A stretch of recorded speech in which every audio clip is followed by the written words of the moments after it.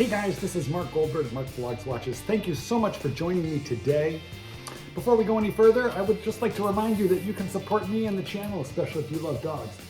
My first book was called Let Dogs Be Dogs, and this one is The Art of Training Your Dog. Available pretty much wherever books are sold, so buy a copy for someone you love. Let's get the quick fist watch check out of the way, and then we're going to jump into the meat and potatoes of this video.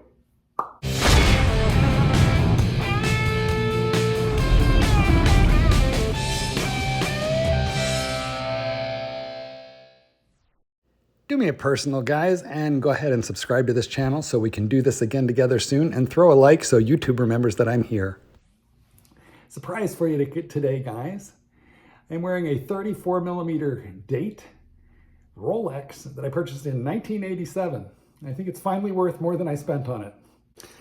Before we go any further, marcgoldberg8@gmail.com is your contact address if you would like to write me with your trials and tribulations and your first world problems relating to Rolex, watch collecting, or any kind of question that you have. In the meantime, I do this as a free service for you. Marc, big fan of the channel, thank you. Here's the story. At the end of 2020, I marched into the Rolex AD to treat myself. Good year.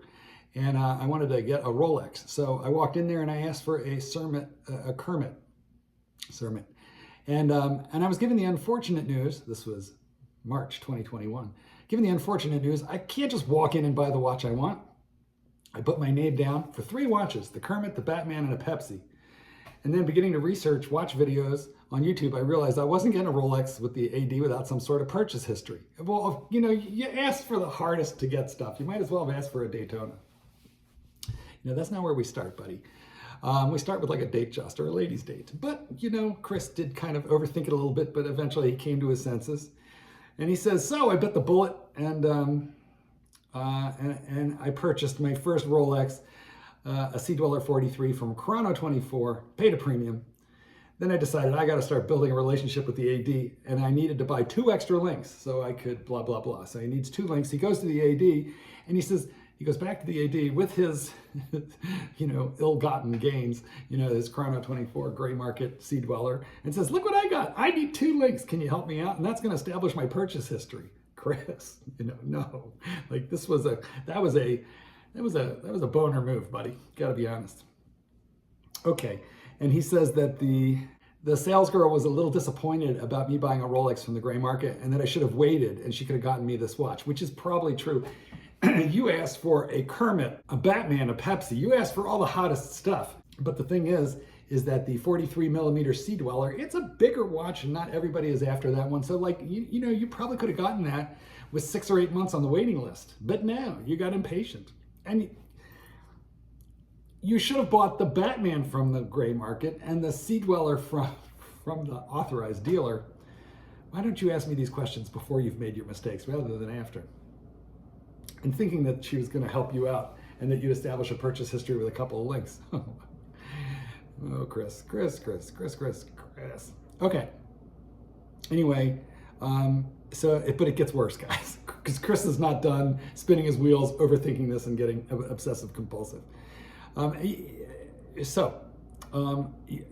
told her I still wanted to buy a Rolex, expressed interest in the GMT Master Root Beer and the Toontown Submariner. So again, shooting for, you know, kind of the stars. I've tried to build a purchase history with her. Now here's where I feel like you maybe did some things right.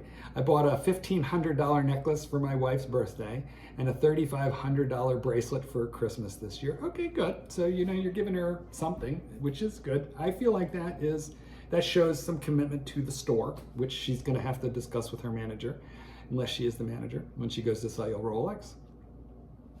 But it gets a little crazy now, doesn't it, Chris? So Chris says, every time I've worn my Sea Dweller to the AD, because I've gotten watch vlogger advice to wear a Rolex to a Rolex place. Yeah, okay, that's fine. I wouldn't worry about that. The thing is, though, you not only didn't get it from them, you got it from the gray market. So it's kind of like an irritant to her. It's the pee under her mattress every time she sees you.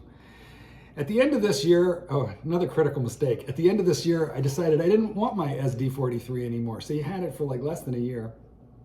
Or a year, and then you got bored, and I sold it to a local watch dealer, and I purchased with some of the money a Rolex Explorer 2 Polar, which you don't say, but I'm pretty sure you bought it from the gray market also. Mistake. Chris, what are you doing? Why didn't you contact me before you do these boneheaded moves? Okay, because first of all, if you were gonna get bored with your watch and sell it to a watch dealer, which it's a mistake to get bored with your Rolex and sell it, because you're just never gonna avoid taking a hit that way, financial hit, right? But if you were gonna do that, you could have given the profit to the store where you're trying to buy the Rolex from. Okay, the same lady that you're asking to sell you this, that, or the other that's on the hot list, you could have gone in there with that SD43 and said, would you buy this for me? Which they almost certainly would have. And then, and I want to put that funds towards the next thing. So maybe we can make this happen all at once. And that would have probably moved you further ahead on the hit list for a hotter watch, because they would have been making profit on the new hot watch, but also on the old one. So you would have given them you let them get their beak wet, okay, my friend? And you always gotta, hey, let me tell you something. This is how this business works. You give me a little taste and I'm gonna help you out. All right, so why didn't you do that? Why, Chris? Okay, anyway, he loves his Rolex Polar Explorer 2, which you probably got on the gray market. Here's the questions.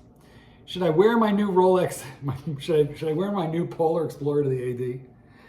Which I know she'll probably give me some crap about buying another gray market watch. Yes, she will.